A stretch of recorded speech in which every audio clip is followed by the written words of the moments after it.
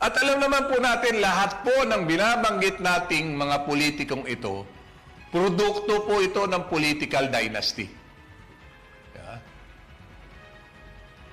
Kontrolado nila ang kanilang lalawigan. Imagine po congressman pa lang to, isa pa lang sa nanunungkulan sa Cavite. Yeah. Yung kanyang kapatid, na Remulla rin, dating gobernador, dating congressman din, dating mayor, ngayon, DILG secretary. Ha?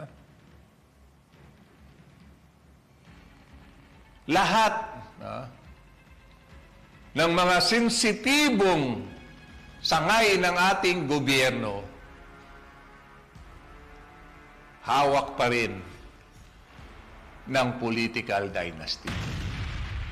Kayo po, taong bayan, kayo pong nanonood po sa atin.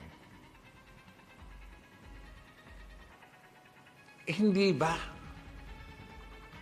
lungsod man, lalawigan man, munisipyo man, kontrolado ng political dynasty? Although hindi naman lahat ng political dynasty ay magnanakaw. Meron din pong parehas. Meron din pong fair na political dynasty. Pero mabibilang lang. Correct Ito. yan. Baka ilan lang sila.